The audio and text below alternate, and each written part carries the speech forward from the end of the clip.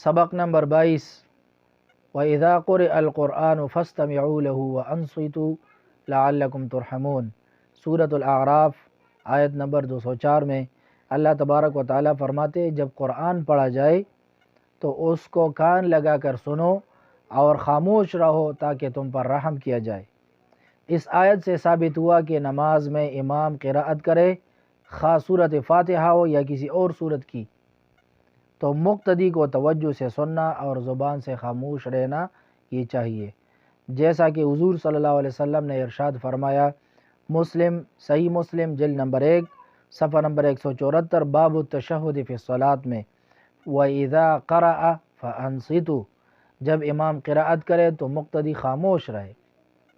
لہٰذا اس آیت کریمہ اور اس حدیث مبارک سے ثابت ہوتا ہے جب امام قراءت کرے تو مقتدی کو خاموش رہنا چاہیے، زبان سے بھی خاموش رہنا چاہیے۔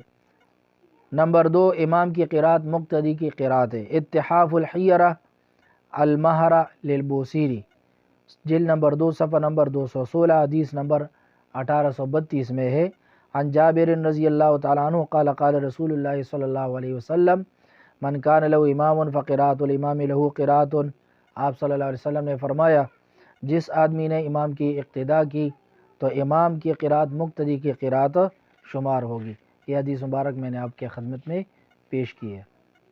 نمبر 3، عقائد میں سے توسل کے بارے میں آج ہم پڑھیں گے۔ دعا میں انبیاء علیہم السلام اور اولیاء کرام کا وسیلہ ان کی زندگی میں بھی اور یا ان کی وفات کے بعد بھی، مثلا یوں کہنا کہ اے اللہ فلاں نبی یا فلاں بزرگ کے وسیلے سے میری دعا قبول فرما، یہ جائز ہے۔ انبیاء کی زندگی یا اولیاء کی زندگی میں ان کے وسیلے سے دعا مانگنا یا وفات کے بعد ان کے وسیلے سے دعا مانگنا یہ جائز ہے، کیونکہ ذوات صالحہ کے ساتھ توسل در حقیقت ان کے نیک اعمال کے ساتھ وسیلہ ہے، اور اعمال صالحہ کے ساتھ وسیلہ بالاتفاق جائز ہے، لہذا ذوات صالحہ کے ساتھ وسیلہ بھی جائز ہے۔ اس پر دلائل احادیث کے بہت زیادہ ہے، یہ تو صرف صراط مستقیم کورس میں یہ پڑھ رہے ہیں۔ نمبر 4، مسائل میں سے امامت کے مسائل ذکر کیے جا رہے ہیں کہ امامت کا حقدار کون ہے۔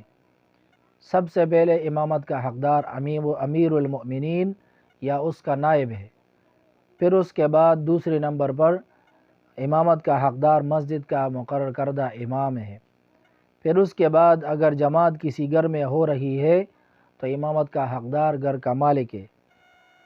نمبر 4، سب سے زیادہ مسائل جاننے والا یہ امامت کا حقدار ہے۔ نمبر 5، جب نماز کے مسائل جاننے میں سب برابر ہو تو سب سے بڑا قاری، پھر قرآن کریم کے قرات کو دیکھا جائے گا، سب سے بڑا قاری یہ 5ویں نمبر پر یہ امامت کا زیادہ حقدار ہے۔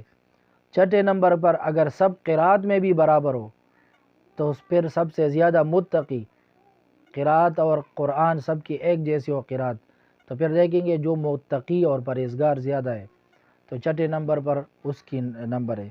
نمبر 7، اگر تقوی میں بھی سب برابر ہو تو پھر عمر میں جو بڑا ہو وہ امامت کا زیادہ حقدار ہے۔ نمبر 8، اگر عمر میں سب برابر ہو تو پھر کیا کریں گے، تو جس کو لوگ زیادہ پسند کرے وہ امامت کا زیادہ حقدار ہے۔ کن لوگوں کی امامت مکروہ ہے؟ نمبر 1، فاسق، جو گناہ کبیرہ کرتا ہو یا صغیرہ گناہوں پر اصرار کرتا ہو تو اس کی امامت مکروہ ہے۔ نمبر 2، بدعتی، جو ایسے کاموں کو جو دین میں سے نہ ہو اور اس کو دین سمجھے تو ایسے آدمی کو بدعتی کہا جاتا ہے اور بدعتی کے پیچھے امامت مکروہ ہے۔ نمبر 3، نابینا، ایسا نابینا جو پاکی و پلیدی میں احتیاط نہ کرتا ہو تو پھر ایسے نابینے کی امامت مکروہ ہے۔ فائدہ، عالم کے ہوتے ہوئے غیر عالم کا نماز پڑھانا مکروہ ہے۔ عالم موجود ہو تو عالم کے ہوتے ہوئے غیر عالم کو نماز پڑھانا یہ مکروہ ہے۔